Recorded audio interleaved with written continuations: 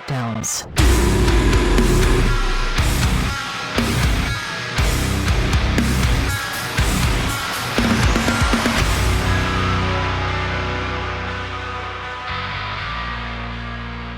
Welcome back to the Chill Sounds and Breakdowns podcast. We are on episode number 55, and this is probably going to be the tastiest podcast we ever had. That's weird for you now, but you'll get it once we get into this one. But today, I'm happy we have the hot sauce guru from Freaky Ferments today. We have John. How you doing today, John? I'm doing good. I wouldn't say I'm a guru, but I'm pretty close. It's cool. It's cool. I said it. That's fine. Yeah, you can put that on one of the bottles and quote. It's fine. We have like crappy little business cards, and so I'll just put mine as guru. There you go. As my title. That's totally fine. Yeah, I authorize it. All right. Excellent. I completely.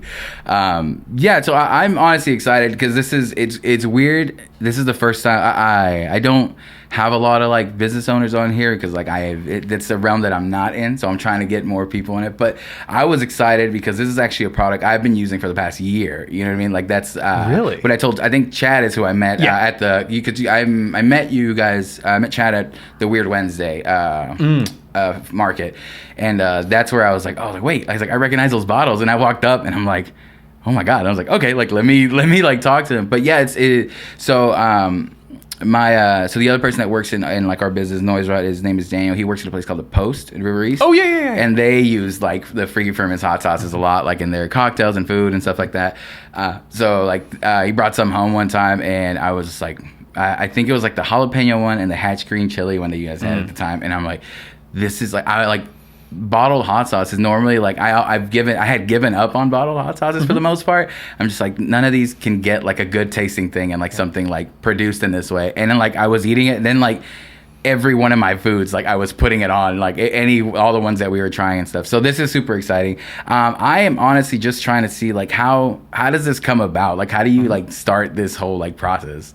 So back in 2019, so I'm actually the newest owner. So there's 5 of us total. There's Matt, Taylor, Chad. They're kind of the nucleus. And then we have Justin and then myself. And so Matt, Taylor, and Chad, back in kind of like early 2019, with another friend of theirs, wanted to start a brewery. And so in Texas, because like they're all home brewers. And so like Chad literally is like brewing beer all the time. Really? Okay. Oh yeah. And so, but they originally wanted to start a brewery, but in Texas, TASB blows, which is the like alcohol authority. And to start a brewery in Texas, you basically have to have a small loan of $3 million, which is something they couldn't. Because you have all the licensing, the facility that you have to have has to meet like TASB requirements, has to meet FDA requirements, and all sorts of things. And so, having a brewery in your backyard is literally impossible. Yeah. So you have to have a facility that would meet all of those requirements, the licensing. There's a whole bunch of like little like weird rules too. Like you can't be, I think, within 1,200 feet of a school. And stuff like that. And so it's like finding a location where you can manufacture and sell and all that kind of stuff. So we transitioned away from that because it wasn't really feasible at the time. Yeah. And so, Chad, Matt, and Taylor, they have a love for fermentation and the science of fermentation. And like Chad was growing like hot peppers, and like their other friend was growing like hot peppers in their backyards, and it kind of became like a competition who could grow the hottest pepper and so on and so forth. Okay. And then they started fermenting them. And so originally our ghost sauce was a fermented jerky paste.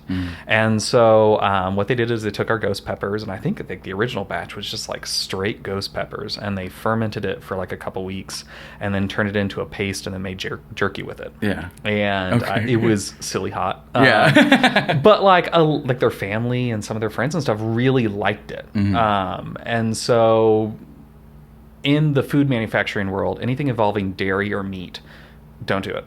There's way more laws. There's way more regulations. It's damn near impossible to do. Yeah. And so they decided like, well, what if we just like bottled it?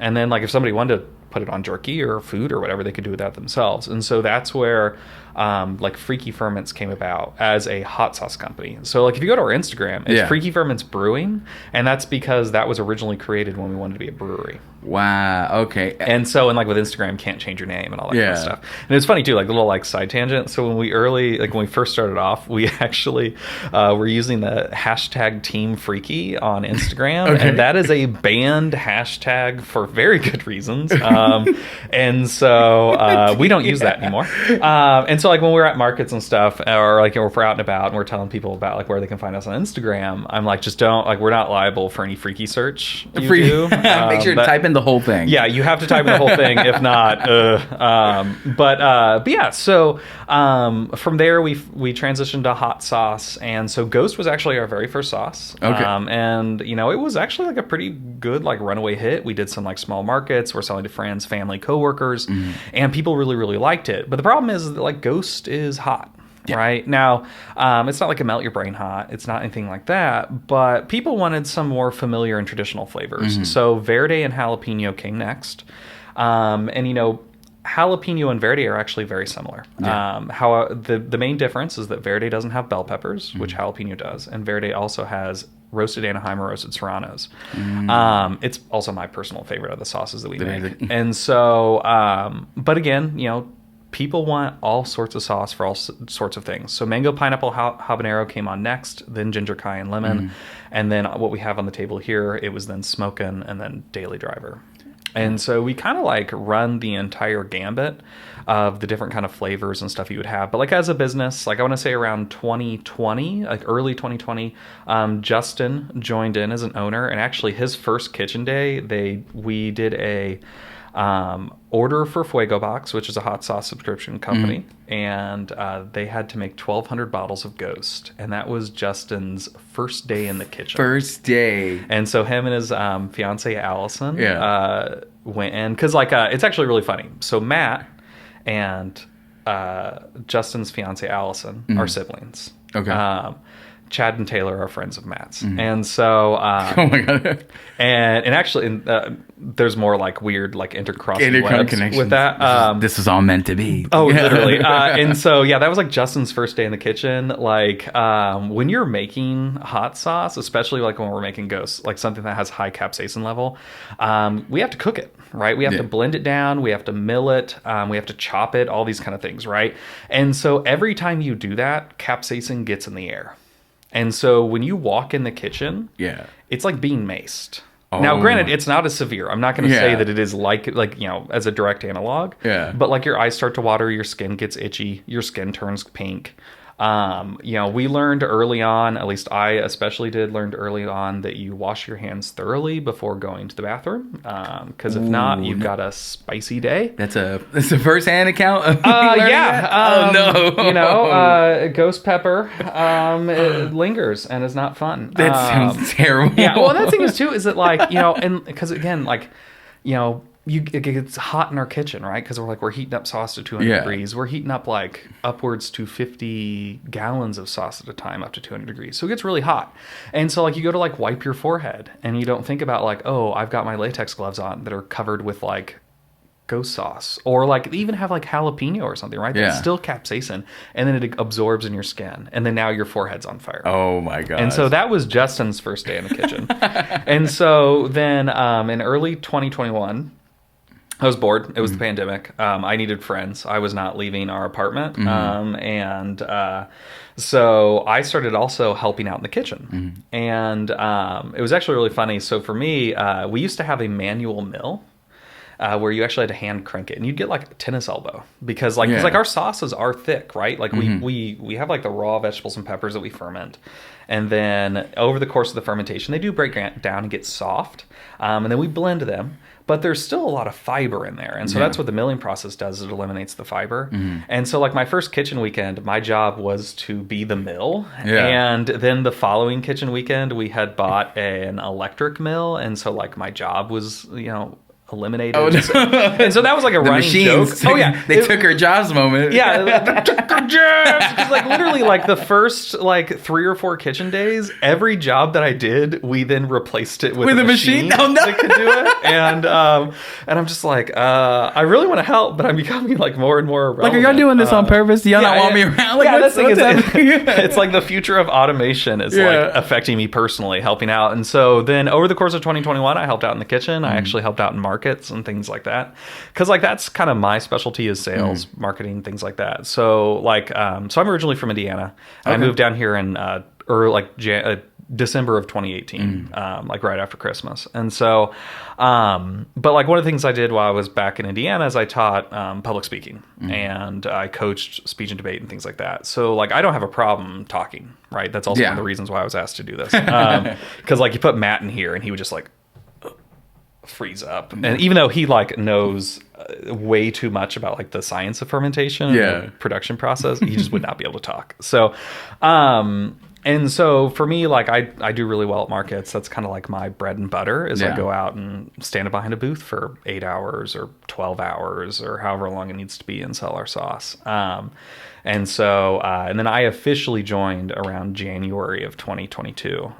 So as an owner, I've only been an owner like for a year, but I've been helping out with Freaky Ferments really since I want to say actually the first market I helped them at was a Christmas market in 2020.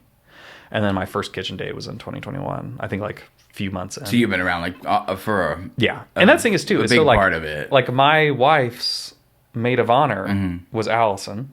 Okay. Justin's fiance, Matt's sister.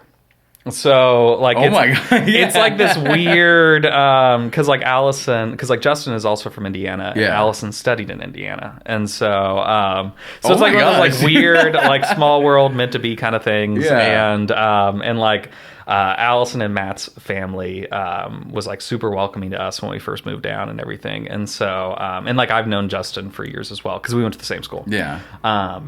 And so, I mean, like it kind of like worked out and it all kind of fell into it. But yeah, I mean, like it's kind of wild to think about. So it's like we originally started off wanting to be a brewery, transitioned to hot sauce. And that is also our eventual end goal, is to be a brewery. Yeah. So, because the science behind fermentation, whether you're brewing beer or making hot sauce is really similar. It's just instead of using yeast, which is what you do to make alcohol, we use lactobacillus bacteria, which naturally grows in vegetables and peppers. So does the same thing, breaks down the sugars, but instead of converting it to alcohol, it converts it into lactic acid. And so like vinegar is a lacto-fermentation. If you've had sauerkraut, kimchi, things like that, those are all like kombucha, those are all lacto fermentations. So like the science is actually really basic. Anybody can ferment stuff. It's not hard. Like we also make sauerkraut. It is the easiest thing to make. It's literally just salt and cabbage. That's what we do. A lot of traditionalists will put in like horseradish or caraway seeds or things like that. But you know, we like our primary demographic is what I thought would be like little old ladies is actually like yuppies in their 20s and 30s that are like worried about gut biome. Oh yeah. Which to me is wild. And so they like it as pure as possible. You know, and two, it's like mostly it's like white people that buy our sauerkraut, and so like if it's remotely spicy, it's a no go. It's a no go. So, but that is like one of our goals to have like a flavored sauerkraut or two. But we'll just have to make sure that it's not too hot. Not too hot. You know your demo. You know what I mean? Yeah. But, so speaking of that, so we have like some tacos here today. So we're gonna try actually all 7 of the ball that we have in here, but we're starting off with.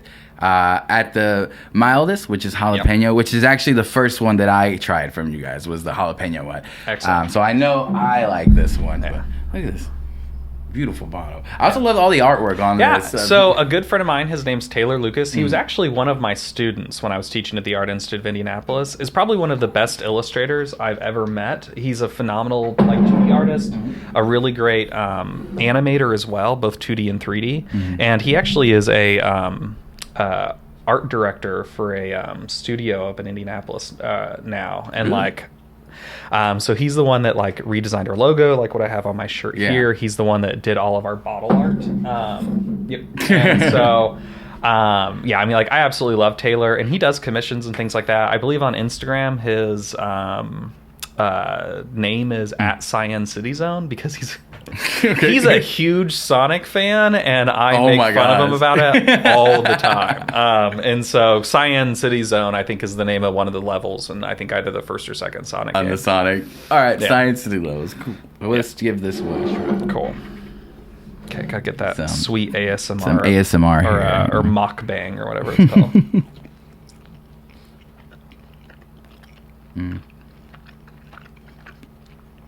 Oh, so these tacos are like phenomenal. Yeah, I love this place. Like, it's this place. It's just, I think it's this place just called La Superio. They just sell like the barbacoa just like that. You just buy. I'm like, I'm gonna go simple because I want the sauces to shine on it.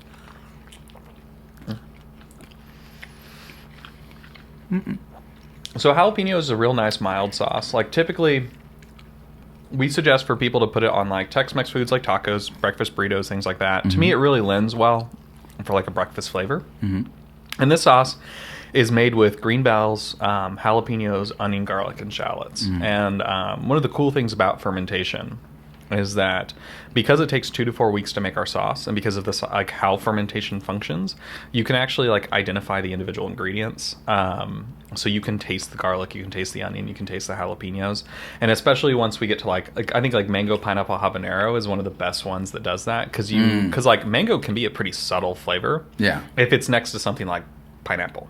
Yeah. And you can taste the mango, you can taste the pineapple, and you can taste the habanero, which is pretty That's cool. I'm excited. I haven't tried that one, so I'm excited. And that one, the one I've been seeing like a little bit more like ads lately, like in the stuff that you mentioned running about like how to make it and stuff like that, which I think is cool. Like I think that's probably like one of the things that like it also like fascinated me of like seeing like just bottle hops before like all your like typical ones, and I'm like never wondering. I'm like, how is this made? Like, you know, it's actually taking actual with you like real. As stupid as it sounds for me, like again, this is the outside looking in, real vegetables and stuff like that. Oh, yeah. And now this is like the end product kind of thing. So that's one thing that like to me is like something that I don't know, like didn't capture until like, oh, this is like actual like real ingredients being put into like. Well, and that's actually something that's really unique about us. I highly encourage people to read their labels. Okay, so there's a reason why you can buy a bottle of Valentina that's like a liter for $3. Yeah. Don't get me wrong. Valentina's a great sauce. The Valentina stands. Yeah, come for you. Big hot sauce to come and attack us. But you know that bottle is mostly water and vinegar, and then food coloring and spices. And so Delicious. a common thing that you'll see. I'm just kidding. Don't get me wrong. I Yeah. actually like Tabasco, and Yeah. all Tabasco is hot vinegar. They literally ferment their peppers to the point to where they turn into vinegar, and that's what they make their sauce out of. Interesting. And so, but for us, like we use the actual raw whole vegetables and peppers themselves. We do have a couple sauces that have dried peppers. So Ghost and Daily Drive are actually one of them because you can't get in the quantities that we need raw Ghost peppers and Carolina Reapers. And so we get dried ones, and they actually lend a bit of like a smoky or like just like a it's like a darker spice. like a darker flavor to it.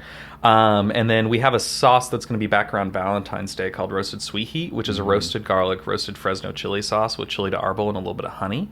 It's like a sweet and spicy medium heat, and it tastes like spicy marinara. But like that has dried chili de arbol because that's what a chili de arbol is. Yeah. And so, but you know, like on our labels, it's the actual raw vegetables and peppers themselves. You're not going to see the word spices. You're not going to see powders, extracts, pepper blends, or pepper mashes. The goofiest thing I've ever seen in a bottle of hot sauce is the phrase liquids and solids. What? Hold on, what? Yeah, because that's two states of matter, right? Like we are liquids and solids, and maybe gas if we've had beans. And so, like, it just blows my mind that that's on a label. And one of the cool things about our sauces too is that water is not an ingredient. The water that's in this came from the vegetables and peppers themselves. So if water is on your bottle, it's literally watered down. And we don't use any fillers. So something you'll commonly see in hot sauce are tomatoes, tomatillos, carrots, or beets. So tomatoes and tomatillos are great filler. Carrots and beets are cheap ways of sweetening a sauce and making it and filling it out. So there's like hot sauces out there that like are proud about being carrot based, and it blows my mind. And like because it's it's the cheapest way of making hot sauce. So it's just you said like to add volume and like to sweeten it without adding anything. Yep. And so, we don't do that. The only, like our sauces, if you were to actually like name them and classify them correctly, are pepper sauces. Because the primary ingredients in all of our sauces are peppers. Whereas a company, whereas a bottle that has like water on the label or like vinegar in the top 2 or 3 ingredients, like the best way to describe that is like hot water or hot vinegar or hot vinegar water. Hot vinegar water. Yeah, because also there's another thing too that's kind of interesting food production wise, or is like on a label, the list of the ingredients are based on volume and weight. So if like when it's in order, like on a label. So like if water is like your second ingredient, that means whatever was above it is the most volume, and then water would be the second or the third or whatever. And so like that's when like up to like the top of our label, like a vinegar or water is your top 2 or 3 ingredients. Like that's how much is like vinegar and water.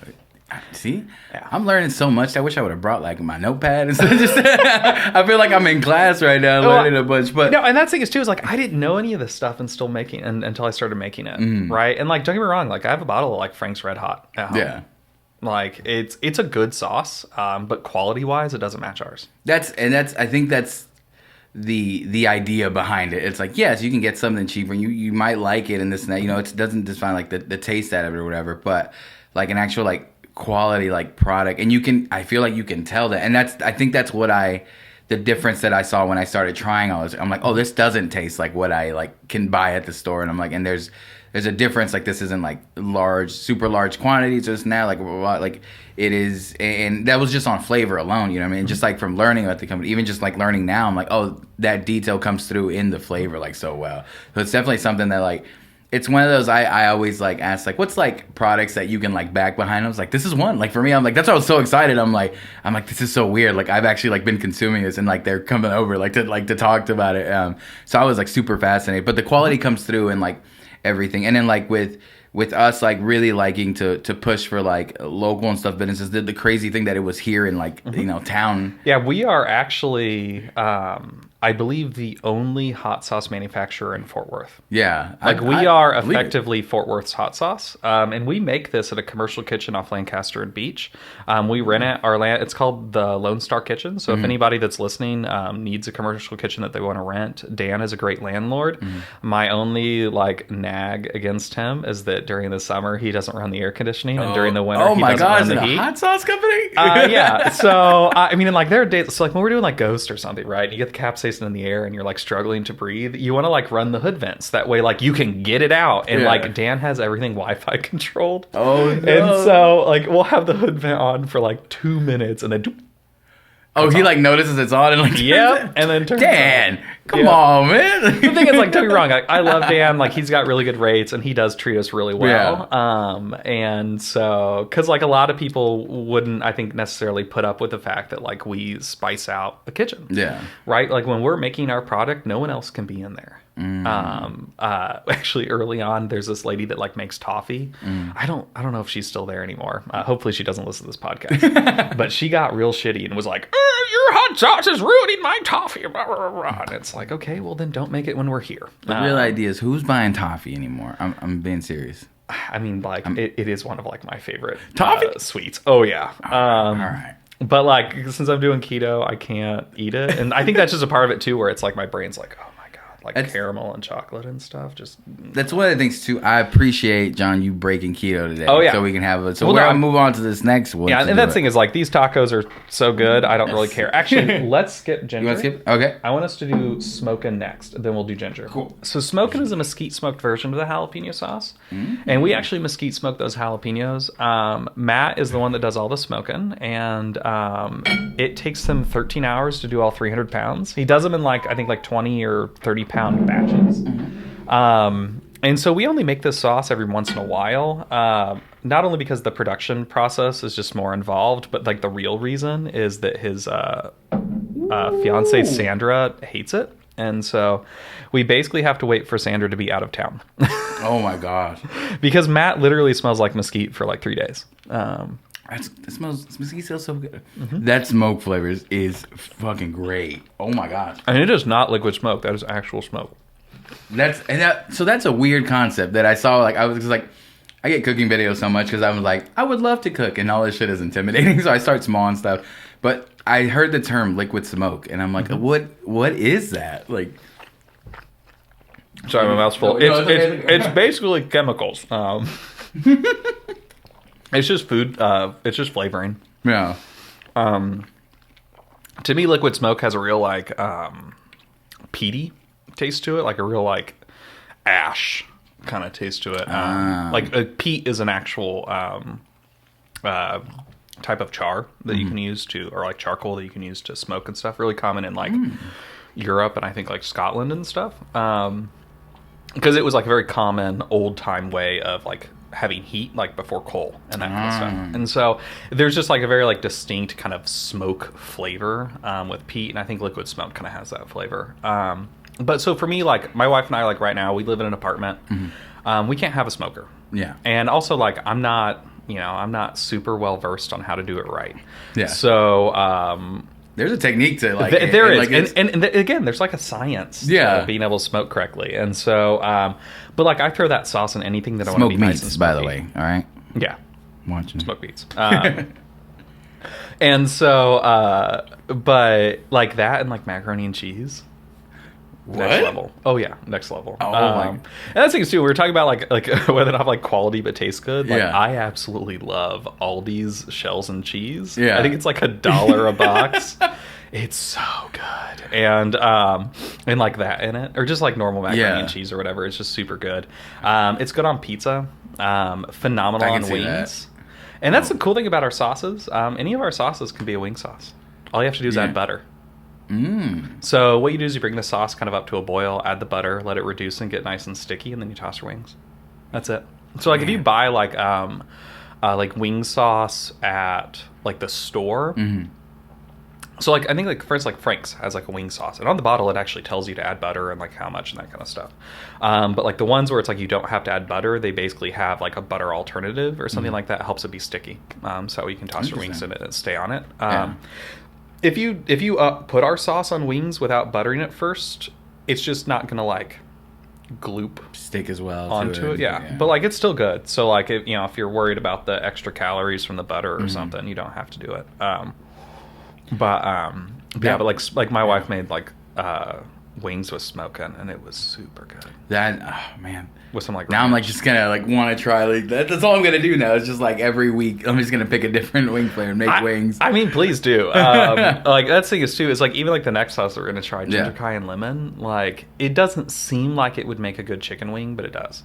Because like it's got like a zesty zinginess to it. It's got like a bit of like an Asian vibe. Because the ginger. So cayenne is like the spice that I use on most of like my. If I want to spice something up, cayenne like the cayenne powder is what I use the most. It's to spice something up really good. So I'm excited to try that one. Yeah. You know what? Let me go ahead and go. Yeah, and like that's the cool thing about that sauce too. So like one of the unique things about it is that it's actually really difficult to get raw red cayennes year round. So we actually use green. That I don't think they're quite as hot. And so that's like red bells, green cayennes. Look how thick this sauce is. Oh yeah, that is a thick boy. Look at this. And so, red bells, green cayennes, onion, garlic, shallots, ginger, and lemon. And we actually add the ginger post-fermentation as well as the lemon juice. And we use like raw whole ginger, like the huge like chunks. Oh, the big ones. Oh yeah, and we blend it all up and mill it and everything, and like that's why you get that nice ginger flavor. So like as we were kind of talking before, like the podcast started. So like for me, I think this sauce, like if you were to do tacos, it would be like for like pastor, like it's like a real nice like pork tacos and that kind of stuff. For me, I use this mostly as a marinade for like pork chops or salmon. Yeah. And so you take that, add a little bit of lemon juice, some lemon slices and thyme, and you let it sit overnight. And the cool thing about our sauces, one of the benefits of having a fermented sauce is that they're natural meat tenderizers. Any of our sauces can be marinades.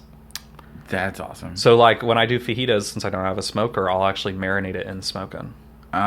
Get that nice like smoke that's flavor. Smart. Yeah. You know, you don't have to add additional acidity, like, you know, lime juice or lemon juice or things like that, but it's good flavor. So it's good to like throw that in. And so and like since I've been doing keto, like I've been eating a lot of like pork chops and stuff, and so like it's a really good way just to add additional flavor because I can't really have like barbecue sauce and stuff. So the sugar and the beans. Yep. And like the thing is too, like this and like Cajun food, red beans and rice, even like instant ramen, super good. It's definitely the ginger put that what you were saying, like the Asian feel to it. You get that a lot. That's really cool. That's one of that's definitely one of the ones I hadn't tried. And I was interested in be like, what is this combination gonna feel like? It's even good on eggs. Like, again, like you wouldn't think about it, but like really good on eggs. So I've done keto before, and that was one of my things is like I need anything to make anything just not bland. You know what I mean? And even now, like now I'm not doing keto, but I like have started to eat like a lot like better and stuff like that. But the more like stuff you try to take out, you know, to try to make stuff healthier, is like you still need something to like make it taste well. And that's like the sauces that you guys make is actually one that like I'll pack like with my lunch and everything. It's like I don't care what I'm eating, like I can throw it on anything. Like like literally anything. I mean, it's a sandwich. I'm like, yep, something's going on here. Like there's some kick to it or whatever. Well, it's really funny too because we'll get these like big like, you know, 0% body fat guys that'll come in like super, you know, fucking muscular, like they can't put their arms down and stuff. And there was like one guy in particular that like pops to mind, and he was like, I've been eating a chicken breast every day for like a year, and I just need it to taste good. And so like he bought, I think if I remember correctly, I think he bought some mango pineapple and some ginger cayenne lemon. Because like ginger cayenne lemon is pretty good on chicken. I'd say more like baked chicken and things like that. And mango is more for like grilled.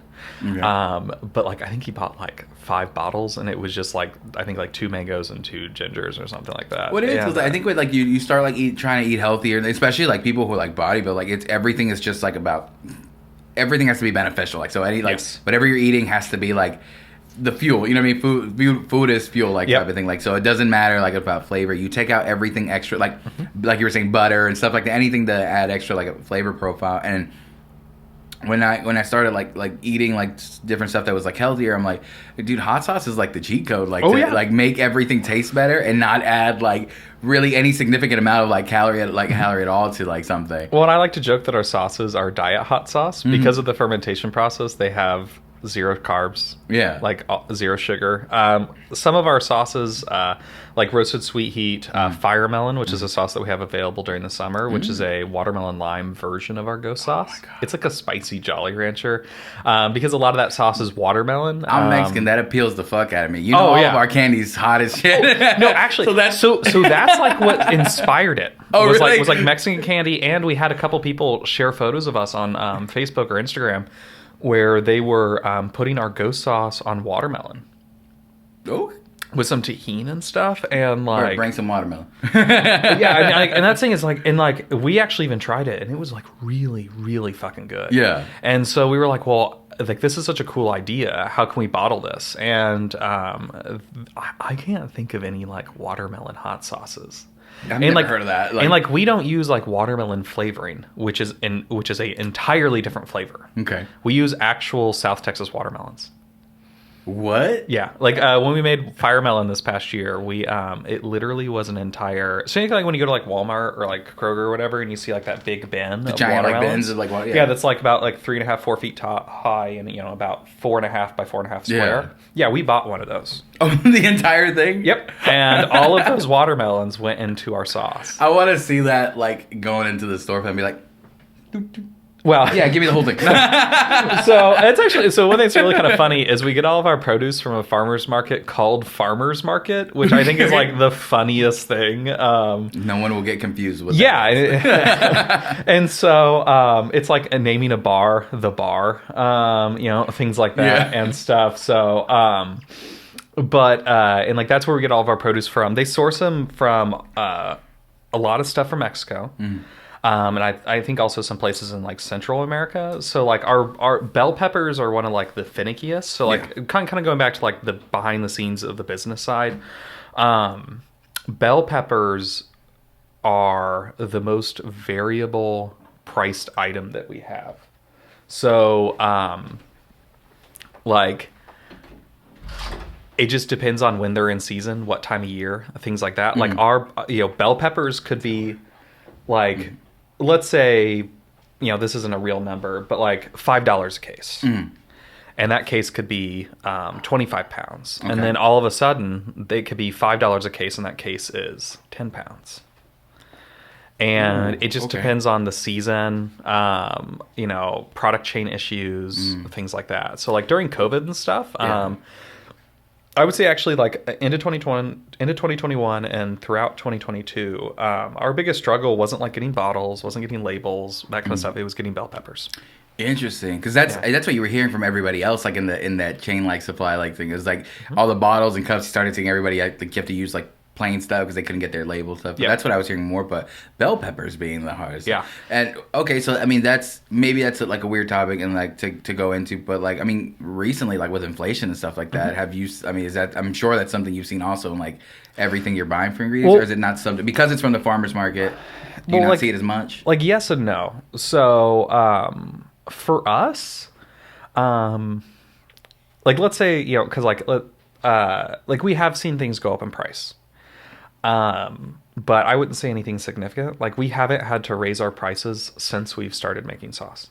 That's awesome. So for instance, like jalapeno, Daily Driver, and Verde are $6.50 a bottle. Ginger cayenne lemon, mango pineapple habanero, and ghost are $8.50, and then our premiums are $10.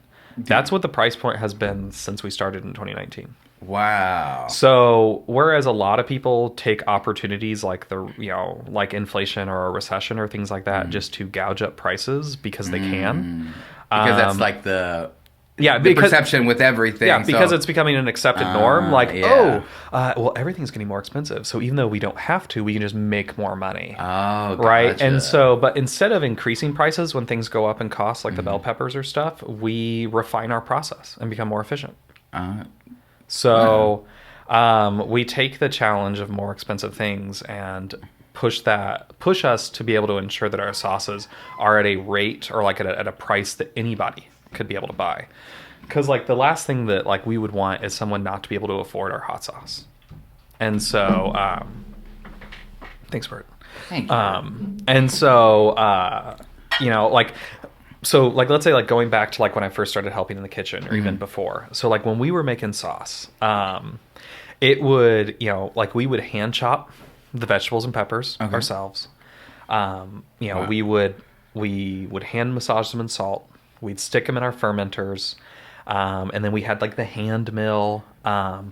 We would we had like a stick blender, and then we would like manually like move the sauce from like the floor where like we're pouring our sauce into to the stove. We'd heat it up, and then we'd manually move that hot pot to a table where we bottle by hand with like a little like ball valve, like individually doing a bottle at a time.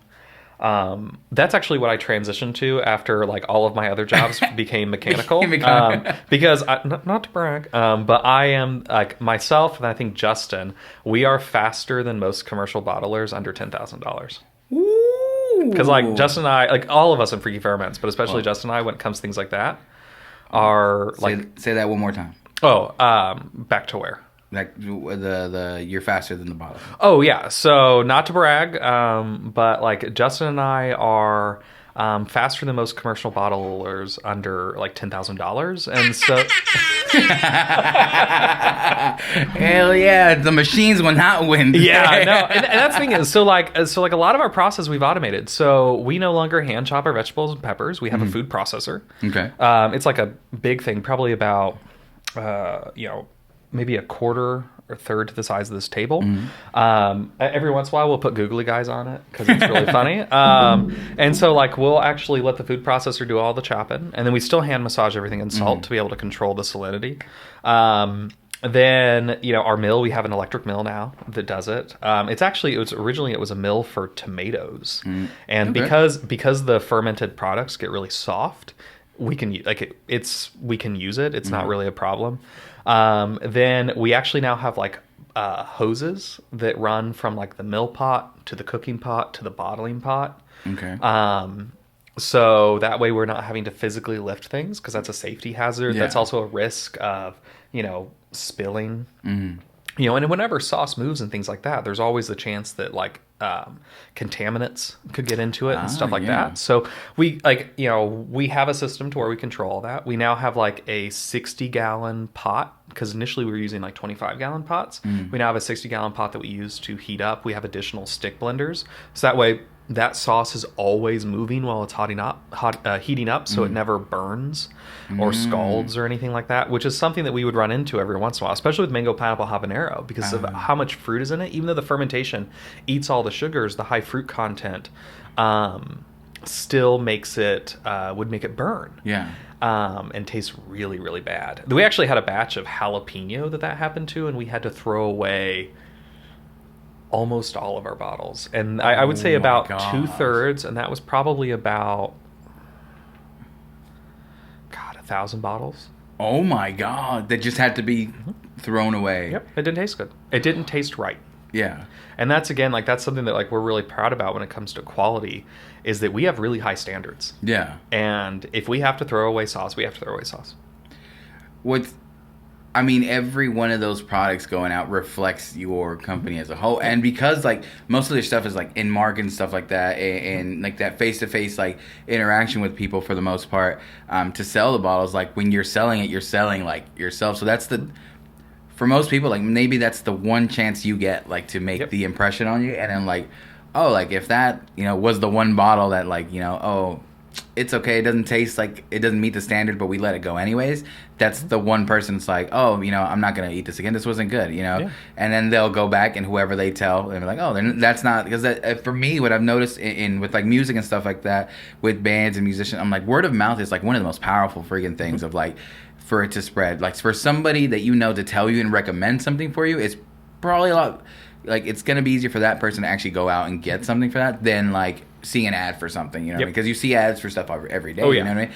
But like somebody telling you, no, this is good, like I enjoy this, I like this, I'm like, okay, I'm gonna try it and like start getting that stuff. Well, even beyond that, it's just a pride point, right? Yeah. Like we all have 9-to-5s. Like this is stuff that we could like commit our time to on the evenings and the weekends, and we want to be proud of the quality of work that we're doing. Like that's one of like our things that again sets us apart from just about everyone else, is quality. We're not okay with shitty tasting sauce, or even just okay tasting sauce. Like if it doesn't taste right, it doesn't go out. If the consistency isn't right, it doesn't go out. Like we would rather throw away bottles than give someone an inferior product, because we're not, the other companies. Yeah, that's definitely something to respect out of you guys. I mean, just listening to it, I know like just even like say partaking in the product, I'm like it comes through in like the work, but just hearing you say that just reinforces that a lot more. And that's what everybody like consuming and buying products hopes and wishes that the people on the other side is thinking. You know what I mean? Like they people, stuff that I'm buying, like the people giving it to me should be wanting to give me like a quality product, and not just trying to, I'll push whatever out because they'll buy anything kind of thing. And so having pride in that is something that like I definitely really respect that of you and like your company and everybody like involved with it, because that's not to sound like super serious and like about it, but I mean it's one of those things that we all take very seriously, and so but we just don't want to give somebody shit like a shit product. But here, moving on to something fun and light. Let's go ahead and try Daily Driver. Daily Driver. So Daily Driver is our take on an American style sauce, so like Frank's Louisiana, things like that, right? So it's a medium version of Ghost, so it does contain ghost peppers and Carolina Reapers, but we pull them back so it's really approachable. This is actually really good on like beef tacos, but I mostly would eat this on like fried chicken, fried fish, wings, eggs, potatoes, things like that. I've done it, eggs. So for me, this is I have a bottle of this on my desk at work, and I eat it almost every day. Like I've been eating a lot of like hard-boiled eggs. Driver. Yeah, and actually, fun story behind that. So initially, we called the sauce table sauce because the idea is like it's the sauce that you leave on your table, and then people just didn't get it. And so like Taylor, who was doing the art for us, he jokingly made a label for table sauce because like the idea is like if you look at our labels, pretty for the most part, all the ingredients are on the bottle. Or in some way, or like the primary ingredient is on the bottle and things like that. And so he just had table sauce where it was just a table, as like making fun of the joke that like that's what's in the bottle is table. It's just table. And so, but like people didn't get it. So we changed the name to Daily Driver because we were like, oh, it's your daily driver. It's the thing that you use all the time. And then for like 2 or 3 weeks after we changed the name to Daily Driver, people were like, where's table sauce? You know, the sauce that you leave on your table? And we're like, oh no. And so, but like Taylor, like the art that he did for it, it's like a really nice, like forced perspective version of our scientist like driving. He did a couple different versions. So like, and that thing is too that's really awesome about Taylor is like he required very little direction. Direction. The first couple sauces we kind of had to like sit down and think about them really hard. But after he kind of figured out what we wanted, it was fine. And so he did one. It was my favorite. None of the other guys liked it. I will, die on this hill. But he did one that was like very reminiscent of like anime or like Speed Racer and things like that. So it was like the scientists like going by and like kind of like an anime where it's streaked backgrounds and things like that. And like it was so fucking cool. But it was a pretty busy label. And so like if you have like the nutritional label and things like that on top of it, like it would be harder to like read or like as a piece of art it was really really really cool. But for a label, okay.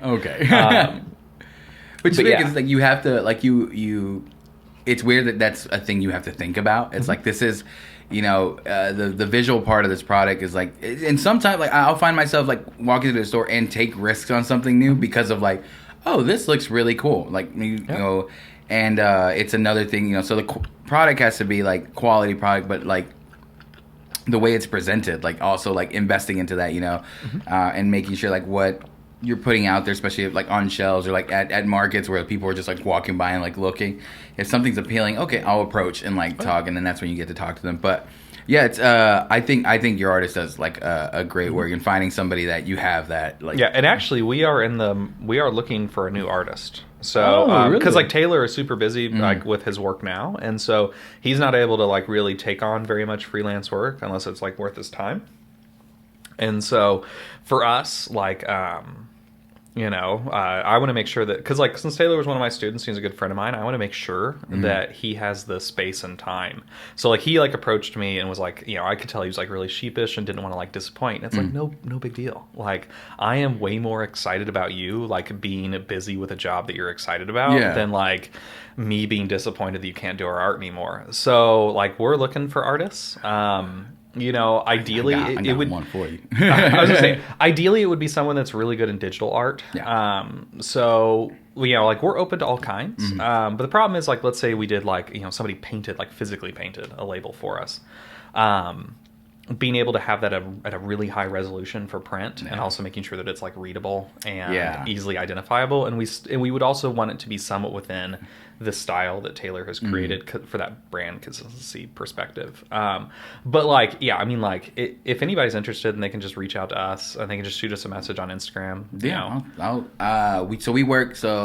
So we do this podcast, but we have like, we're part of a group called NoiseROT that does like concert promotion. We do this podcast. We do like a live session interview thing. Like, so we do like all over the place, but all of our digital art like is done by, this is a company called Alinea Productions, a guy named Daniel Hambright.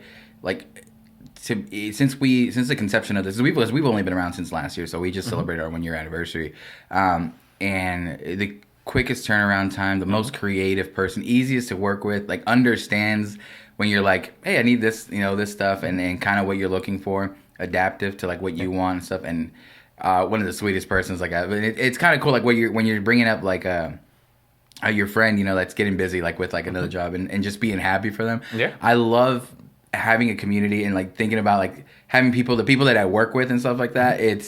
That's the same feeling I get whenever like, if they're like always like, oh, like I'm too busy to do this because I'm we built up and now I don't have time, or seeing like someone I started working out with, they raise their rates and I'm like, you're doing well, like, you know what I mean, like, yes, like do it, your product's quality.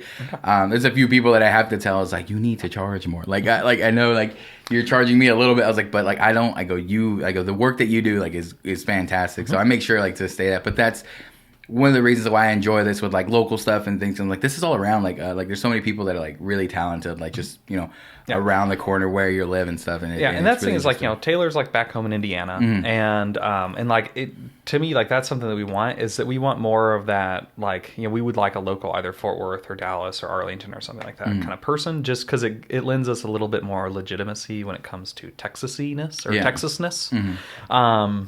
Which, being like not from Texas, is like one of the weirdest like culture shock things. Is like just how obsessed Texans are about Texas. About Texas. By the way, fun fact: Texas cannot legally secede. No state can. We had a war about it. The South lost. It turns out black people are people and not property. The rise will south again. And so, but Texas is the only state that can legally subdivide. So when Texas joined as a republic, it had 5 states. And so Texas could, through, I believe, a referendum, actually legally subdivide into 5 additional states. But there's some like legal gray area on would it go back to its original 5-state borders, which would be really funky because some of Texas is that like of current Texas was other states or territories or Mexico, right? And so like what would it look like? Or would it be like loosely based on the original borders? And so like but like for instance like Austin would be a state, which I'm sure would actually probably make a lot of West Texans happy. But yeah, so like it's really kind of wild. And so but that was like one of like my many facts that I tried to learn before coming to Texas. Did you try to learn like enough? Yeah, I tried to learn a little bit. I mean, granted, I do think like a buddy of mine who lives north of Houston. His name's also John. I love him. We used to teach together in Indianapolis, and so on the way down to Houston, I think it's 45. I think is like the road that takes you down there, and then there's the big statue of Sam Houston, and so he used to live like right next to the statue, and so whenever I would go and visit, I would always text John and be like, just past Texas Jesus. And because that's how John described Sam Houston to me, because I think he was like the first president, the first governor, and whatever, or something like that. And so and so we just between us we referred to him as Texas Jesus. Now I can't. Now I'm not gonna. We're like gonna go down to Houston for like a project down in March. Now I'm gonna pass by and think Texas Jesus. I mean, and that's just we're gonna have to stop and take a picture. Just put. I'm gonna tag freaking Ferments like hashtag Texas Jesus. And so I mean, like it's one of those like. So I did try to learn a little bit. There is way more to learn. So anyway, back to hot sauce. So let's try Verde. So Verde is, it's closer, I'll do it first. It is my personal favorite. It's roasted Anaheim, roasted serranos, jalapenos. It is, so while you try this sauce, I want you to tell me if you taste any tomatillo, cilantro, or lime. Okay. Tomatillo, cilantro. All right, let's see. I need all concentration.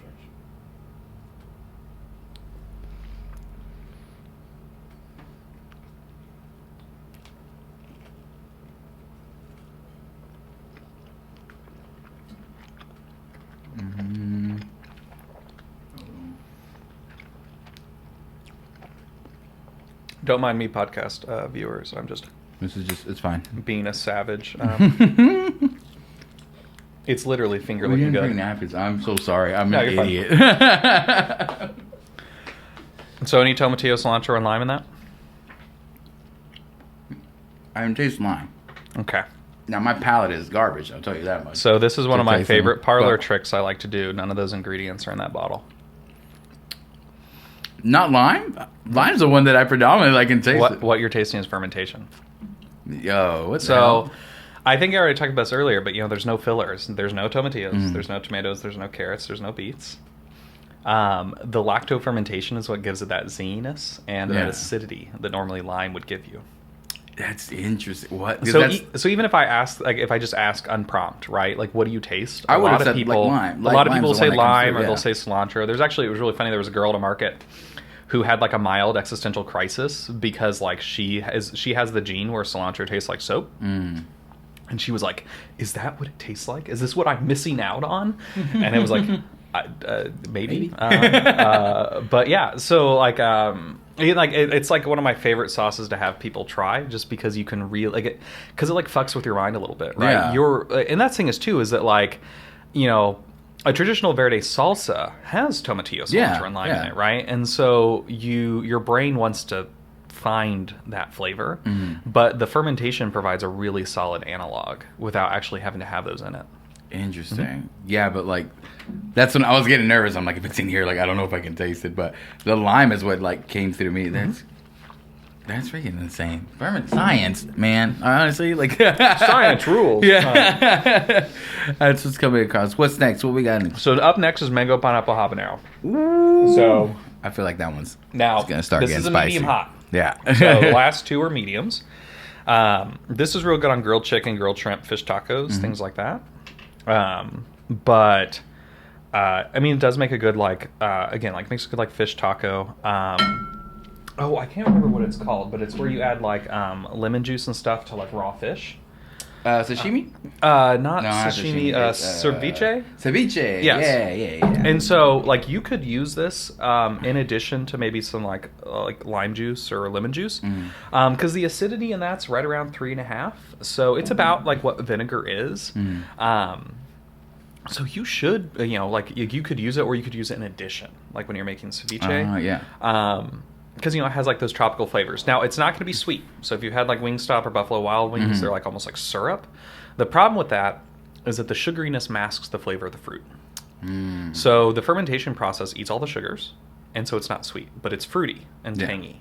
And so like this is probably one of our more like controversial sauces, because people either expect it to be like want it to be sweet and prefer sweet, or they like it as it is. So I am interested because you're talking that's immediately what I went to. It was like, oh, this is going to be like the sweet one. But then you started talking about that it burns out all the sugar in it. So I'm like, oh, I'm curious to see what the mango pineapple flavor is like without sugar.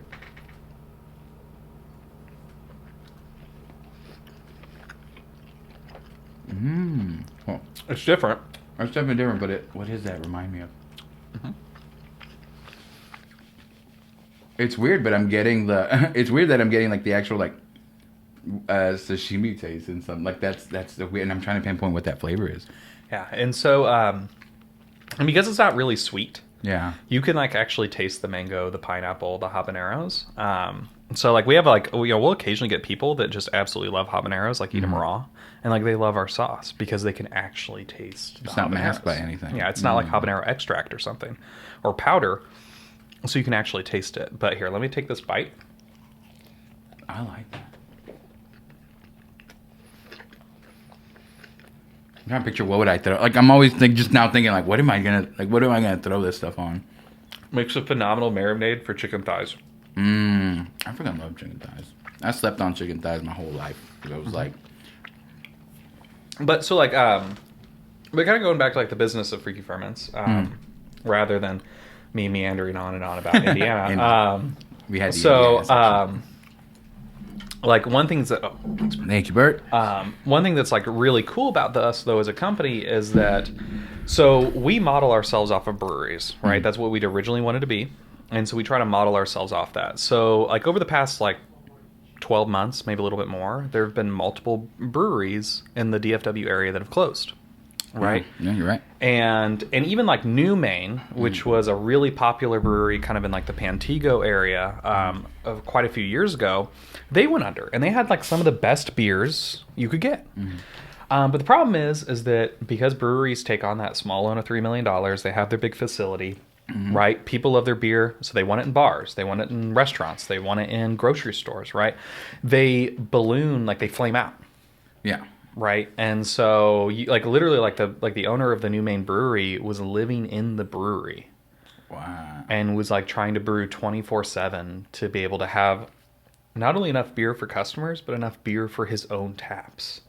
Whoa! And that's a really common problem that you find in breweries. So we model ourselves off of breweries to avoid those mistakes. Yeah. So we are actually like really cautious in our growth. Like we could have bought a commercial bottler well before now, and like we're hoping like within like we're gonna have like a goals meeting on Thursday, and so we're hoping within 6 months we'll actually get a like an actual bottling machine that might even be able to do some inline labeling. Thank you.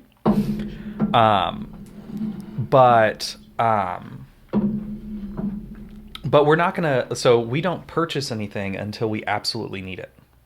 Right? We don't make any moves until it's absolutely necessary. So we kind of have like a rough plan of our growth. So right now we're in what we call Freaky Zero. So Freaky Zero is a commercial kitchen that we rent that we share with other people. Freaky One is a commercial kitchen that we rent and we are the sole occupants. Okay. Where we can do all of our manufacturing and even maybe store at that facility. Because like right now we use we have a warehouse called Warespace. It's actually like right next to TCU's campus. Okay. And so that's like about $850 a month. And then, we pay hourly to be in the kitchen. And so, so if we could have a place that combines both of those and it's about the same price, maybe just a little bit more. Yeah. But like we could move to Freaky One right now. Do we need to? No. There's not a need. Yeah. We want to, right? But we don't need it right now, right? We've also talked about getting like a box truck to be able to move equipment back and forth from the kitchen to our warehouse, to be able to, if we needed to self-distribute, right? We have a truck that we can do that. Do we need it? No. Would it make things easier? Sure. Right? And so Freaky 2 is just like Freaky 1, but we own it. So it is a facility that we own. It's a manufacturing facility that we own. And one of its requirements, it has to be able to be a warehouse as well. To combine it as well. Yep. Because then we need to have that savings from Warespace. Yeah. And so we think like Freaky 1, probably this time next year, Freaky 1's going to open. Yeah. In about maybe 2 or 3 years after that is going to be Freaky 2. And then we're expecting what we are going to call Freaky 3. It's probably about 10 years from now. And that is like, think of like the brewery that's in Carrollton, right? Or like Tups or things like that, where it's like a huge facility where like you can eat, drink, do tours, right? It's like an actual like manufacturing plant that people can visit, right? That's Freaky 3. And so we expect that to be about 10 years from now. That's also when we plan on reintroducing the brewery. Yeah. Because we now have a manufacturing facility that could support it. And, because like Freaky 3, we wanted to have a bar and a restaurant. We want to be able to do tours. Like one of my goals, like when we get to Freaky 3, is to, like myself and probably like Chad or Matt, like we would do classes on fermentation. Like I'm sure like Chad would like be more than giddy to do a class on like becoming like a home brewer, right? Like, Matt is like our guru behind our food production process. And so, cause like he works in like quality control for like a food manufacturing plant. And so, and he brings a lot of that knowledge in that's really valuable. Yeah. And so like I could see, or even like Justin or Taylor, right? Like I could see each one of us wanting to take on classes that, are on our strengths. And so, and like that's our goal. Like by the time we get to Freaky 3, like it's purely automated. Like our roles become just the big bosses that throw pizza parties, right? Or like, we're the ones that lead the classes, or we're the ones that lead the tours and that kind of stuff. But like right now, like we do have some hired help. Don't tell the IRS. So we do have some hired help that helps us at markets, helps us at kitchen days and things like that. But we're not even at a position to where we could hire someone full time, right? Like, like that. Like that's also going to kind of be one of those requirements of Freaky 1, right? We have to have someone full time that makes renting that space like 24/7. That is, where we're the sole occupants, worth it. Yeah. And so we never make a move before we absolutely have to, and that's one problem that you definitely see in breweries. Or just business, like small business in general. Small business in general, yeah. Like people are like, like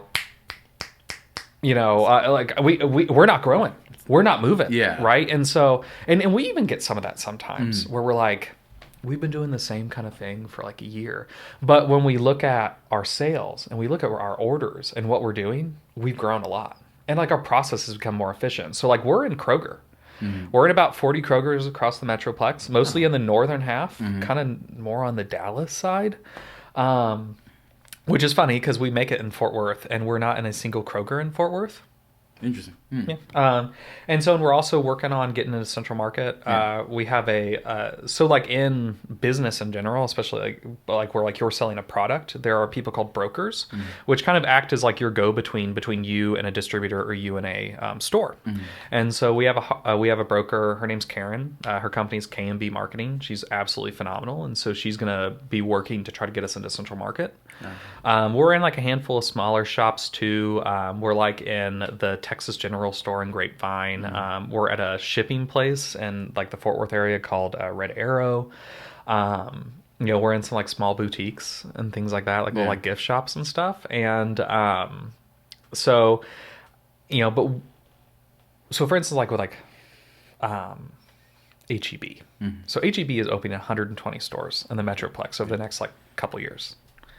Right? Like, let's say we got into HEB, and HEB was like, I want you into all 120 stores. We couldn't do it. Yeah.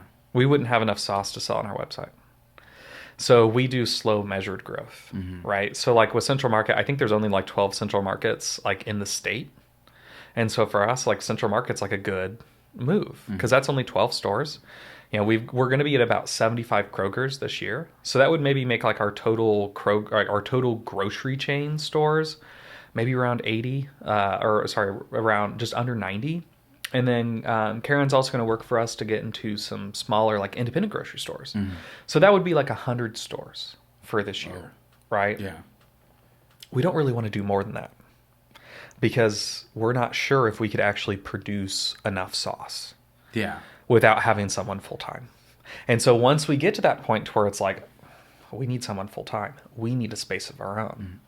That's when we make that move. Well, it's what you're saying. The measured growth, like that terminology in my head just clicks, and I'm like, that's the smart way to do everything because you're not biting off more than you can chew. You're doing enough. You are growing at it's better to grow at a steady pace and like jump up to something that it's not achievable by you. And that, like that, so I've had this like conversation with like musicians and stuff with like the overnight success idea.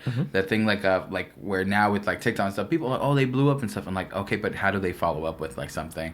I'm like, they're not ready. I go, they on a chance like something happened and now you have to, people expect this level at all times and you weren't ready. You just like happen to jump up there, and how do you, if you weren't building to like that point to be ready, you are like making a giant jump and don't know how to like handle it up here. And I think of someone like Lizzo, right? Like Lizzo had, I think, multiple albums before she like took off, right? And so she has like a back catalog of work that now all of her new listeners, it's not just that one song, right? It's now all of these songs, and that gives her time to be able to develop more albums, to be able to go on tour and all that kind of stuff, right? And so like kind of going off of like that music metaphor, that's why we build a really solid foundation with our sauces. Because like not all of our sauces are in Kroger, not all of our sauces will be in Central Market or grocery stores or things like that, right? But we want to have a solid base so that way if they want more, they can find us. Yeah. All right. Your solid base, but I feel like so you have your like solid base ones and like holding up those to the highest standards that you can, but you also give yourself a chance to like have fun and play with it still with like these new flavors. So like those aren't maybe the ones that consistently will be in stores and stuff like that. But for you guys, like creatively, I'm like, it's the whole like again, I compare everything to music, but like that band is like not gonna stay the same forever. Like they have like their stuff that they were writing, and they might reference back to that stuff, but they're always like wanting to push and be creative and do stuff. So in everything, like you can't. Even if you like bottom like sauces, like, oh, these are really successful. Like I feel like in this case with what you're like how you're speaking about it and how like you speak, the rest of the guys like Cena be talking about it. It's a creative artistic process, like expression. So like in that case, you have to always be trying something new. Oh yeah, and like all of us do test batches throughout the year. Like roasted sweet heat, that was actually my first sauce that was added to fruit. So like roasted sweet heat and desert heat, which is a scorpion reaper sauce with cactus fruit, raspberry, and lime. We only make that during the summer when we can get cactus fruit in season. Like those were my recipes. Well, Matt and I worked on desert heat together. It was originally his idea, and I was the one that did the test batch. And I think ginger cayenne lemon and mango might have been his sauce. or like his kind of like unique additions. And like, so like, and it is like, it's a really cool kind of like creative process to like sit down and be like, I want a sauce that's purple. Or I want a sauce that would go good in a drink. Mm-hmm. Right, or would be like a spicy Jolly Rancher, right? Yeah. And so then we sit down and we think about it. We kind of have like a bit of a formula for how we make our sauces because we made them so many times. We've done, I think we're on like batch 107 or 108 of our sauces. Wow. So that like we kind of have it down to a science. Mm-hmm. And so when test batching and creating new sauces, we don't entirely have to start from scratch. Yeah, so you have like again the base to build on and create from it, and I mean it sounds super fun. It sounds like I said the way you describe it sounds exactly what like when I was writing music and writing new stuff and be like it's that same excitement about like let's go how do we like let me picture this. Get an end product, like how do we get there, like or how to like figure out how to work something out, and it seems super fun. Well, yeah, and even like thinking about it with music, right? So it's like you want to write a ballad. Mm-hmm. Well, there's like a handful of real solid chord progressions. Yeah, right. Pump out a ballad real fast, mm-hmm. right? But they're a good place to start, and then you can begin to modify the chord progression, change it, the time signature, all sorts of things, mm-hmm. to where now it's definitely within like the mood and sound of a ballad, but it doesn't follow that tried and true same that everyone does. The ballad, yeah. Mm-hmm. And so again, like that's what we do with our sauces. So like every time we make a new sauce, our goal is to kind of stick to something familiar but different. So like that's like what I was talking about, like fire melon. It's really wild in that it tastes like a spicy Jolly Rancher, but that ghost flavor is a familiar flavor that people mm-hmm. like. Watermelon is a familiar flavor that people like, but seeing them mixed together is what's really unique about it. Yeah. And that kind of stuff, if that makes sense. It makes perfect sense. Yeah. With that, we've come to the last sauce, which is Ghost. The scary one. It's Ghost. Oh, it's not that bad. It's not that bad. So what would you rate mango pineapple, like for your heat scale? Oh, heat? No, mango pineapple was like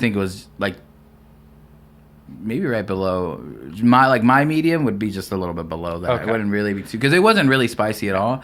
That one, I don't know. This isn't gonna melt your brain. So it hasn't. I've tried it, so I know that. So this is a step up in heat. It's not a jump. Also, we put flow restrictors on it. We used to not do flow restrictors on our hot sauces, and then people complained. But like I don't know about you, like I want sauce on my just trying to pour it instead of like trying to get the dollar.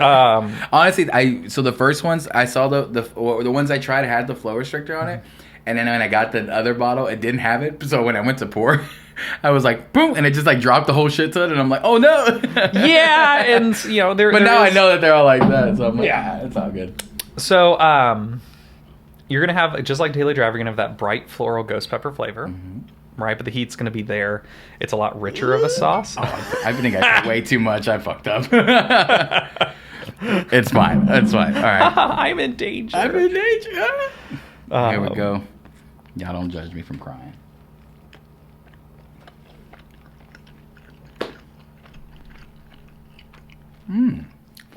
So I ate a raw ghost pepper once. How was that? I'm an idiot. Yeah. The worst part is I was sober.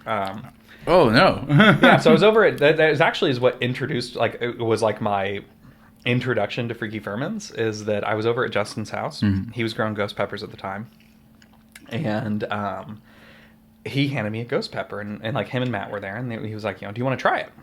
And so I'm dumb. Like I had our ghost sauce. I absolutely loved it.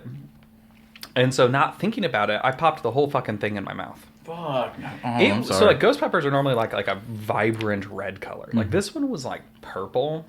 It was like super fucking ripe. It was oily, which like the oil and the seeds are where the capsaicin is. And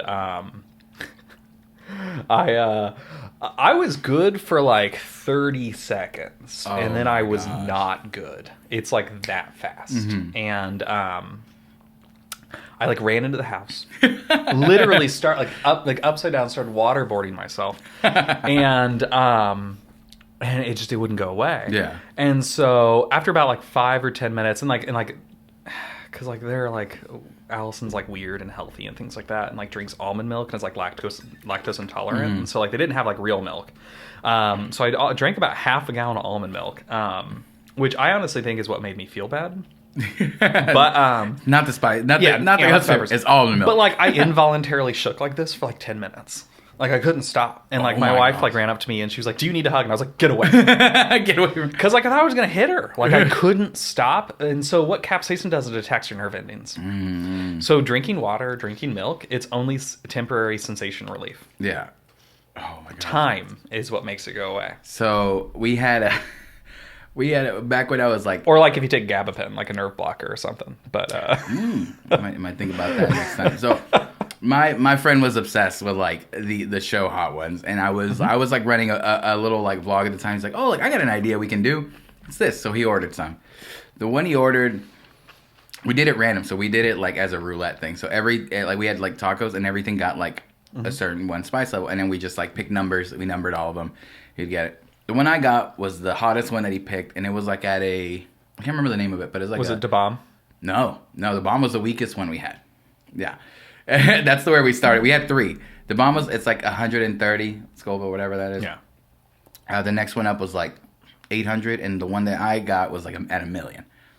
Yeah, that's like a raw ghost pepper. And it was pain. Yeah, it was like complete. I'm like, this isn't even like that spicy flavor. It's just like I hurt like right now. I go, nothing was like I drank like a shit ton of milk. I puked it like because I'm like, yeah, it's also not good for you to drink like that much milk at a time. Yeah, see, and that's like a rookie mistake is that people will want to like blow their nose or like they'll puke. And what that does is it just causes it to come back up. Yes. And now it's in your sinuses. Yes. Right? Yeah. And so like that was my biggest control. It was like keeping myself from sneezing. Yeah. It went along for like half an hour of just like hurt, and I just like, this sucks. Like, and it wasn't, and that we didn't pour that much, so I'm like, this is terrible. Like it's the worst thing. So we lab test our sauces, not only to check for quality and like bacteria and things like that, right? We also Scoville, like we check the Scoville units on our sauces. So Ghost is only 11,000 Scoville. See, and that's what. So the thing is, like, even with those, I mean, we did it for a bit or whatever. But sauces like that, like they're not something you can eat. You know what I mean? They're not like, for eating. They're not for eating. They're like like some like parlor thing that you just have, just for like a novelty. Yeah. But like even that right now, like I think I don't know. Maybe I was just being too scared. But I just tried it right now, and it is spicy, like, and it's burning, but it's nothing like where I'm freaking out or anything like that. And I'm like, oh, like I can definitely like eat that, like depending like on what like I'm trying to eat or something like that. But it's actually like, if you want that type of level spice with something edible, like that you can actually eat and it has a good flavor, like that's a good option. You know what I mean? Because like again, that was my problem with those. I was like, oh, these you will never eat. You know what I mean? Because we had them and they sat there. After that, then like nothing ever happened to them. I'm like, we just wasted like money. You can't eat them. You know what I mean? And I'm sure like those 3 bottles probably cost quite. They were expensive. I mean, luckily I didn't have to pay anything. Yeah, for that, but no, still, see, and that's the thing is too is like those gimmicky sauces are like by themselves are probably $20 or $30 a piece. Yeah, absolutely. And you're never gonna like unless you're like a true like hothead, right? Like your brain is broken and you need to burn. I met one guy like that. Yeah, I meet him all the time at markets, right? And so like it's one of those things where it's like your brain is broken. It's like, what happened to you? Why are you like this? Who hurt you? Right? And so like like what uncle did this to you? Oh my god. And so like but like that thing is like we take flavor first, right? And so like even Summer Heat, which is a 1-year aged version of that sauce, it's only like maybe we're guessing because we haven't had it Scoville rated, but just off of like taste and subjectiveness, like we expect it to be maybe around the 15,000 mark. Okay. But like even that jump from like 10, 11,000 to 15 is a noticeable jump. Yeah. Right. And that thing is too is that like there's no FDA requirement that they tell the truth on Scoville. Really? Oh fuck that. So you have to go off of whatever that company says. Now I would imagine for Hot Ones that they probably get them tested. Yeah. Just because they have such notoriety. I mean, like it's a solid YouTube channel. I absolutely love it.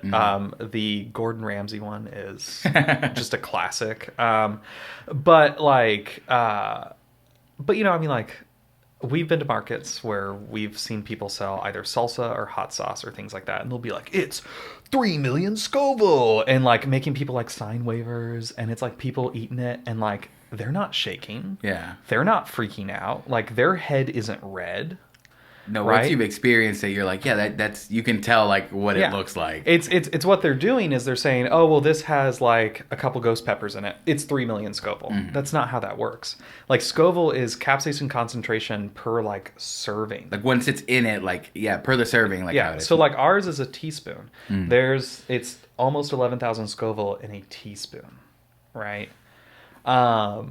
So yeah, there may be 3 million Scoville in your salsa or in your bottle of hot sauce, but divided up by but divided up by like 30 servings or whatever, right? Like, it's not like, but there's no like requirement. I also think there's just a lot of ignorance, right? Because like that's like a very like chemistry kind of food science thing, right? And you know, initially the Scoville unit scale used to be a subjective thing. So there's a guy named Johnny Scoville. Like, he's the one that like basically created the Scoville unit scale, and it was entirely subjective. Now they actually base it off of, you know, like they chemically test it. They check for capsaicin concentration. But I want to say like most maces would be like 6 million Scoville or something like that. So, and you can buy like capsaicin crystals or like capsaicin extract that's like around the 12 million Scoville range. No, yeah. Sorry. No. Actually, we were at Zest Fest in October, and I got to meet Johnny Scoville. He came to our booth, and so he has like a product where it's literally capsaicin crystals on peanuts. And like because like I ate a ghost pepper, right? I have a very high tolerance. It broke my tolerance, and I'm really good at keeping a straight face, and so. And like Justin, who was with me, has a very low heat tolerance, and he was just like fangirling over meeting Johnny Scoville, and so he gave us a couple of his peanuts, and like they were hot, but you know, they just had the crystals on them, so you know, Justin like immediately turned red and was like coughing and wheezing, and I was like, yeah, it's not bad, and he was just like he was like really surprised. Yeah. But like I also was smart about it. I ate it super fast. I didn't really let it touch my tongue. I didn't let it touch my tongue. I just was smarter about it. Now, about 5 minutes after he left, I had a really bad stomachache. But like I was able to keep together the entire time. Yeah. And so, but like it was super cool meeting him. But his peanuts are 12 million Scoville. Because they've got like the actual capsaicin crystals on them. Yeah. And so like that peanut is 12 million Scoville. Or I would say again, it's probably like a handful of peanuts would come out to being like 12 million Scoville. But yeah, and Zest Fest was really cool. We met a lot of really awesome people. We learned a lot. And that's thing too is like if you're a business owner, like I would highly suggest going to like trade shows or festivals, even if you don't necessarily want to have a booth. Just go to learn. Like first week of January, we were at the World Trade Center in Dallas. It was a hot sauce and like gift market. And we learned so much just from talking to people. I think that's the biggest thing, like in business stuff, like it's to make sure you go around the community of these businesses and learn how like this, just people work, like how to be around people and you know it just encouraging more to your business how to interact with people, because that's what it's all about. Like it's again, every product that you're doing is to build that sort of community. And I don't want to cut you off, but we are like super like over like a lot. I just noticed like, but this has been great. That's why, like I'm like sorry. I'm having a great time, but I'm like, oh my god, like I do have cut out all of my Indiana facts. No, I'm gonna keep it all in. Everything stayed in. But again, I appreciate you, John, stopping by. Again, Freaky Ferments, this hot sauce is something that we've used in this household, and like I completely back. So it's I recommend it like to people. Awesome. So absolutely, we'll keep recommending it to everyone I know. But thank you again for stopping by, John. Well, OC Burt, thank you guys so much for having me on, and also any of your listeners, they are more than welcome to reach out to us if they have questions, if they're interested in fermentation, if they're interested in starting a business or starting a hot sauce. Right? We won't give people our recipes, but fermentation is not a trade secret. Yeah. Right. And you know, to be perfectly honest, it's actually really easy. All you have to do is have the right equipment, and you can do it. And like by right equipment, I mean like mason jars with one-way air valves. So you can fucking do it. This was, thank you guys for watching, listening. This has been episode 55 with Freaky Ferments and John. Thank you for stopping by. Thank you guys for watching, listening. We'll see you guys later.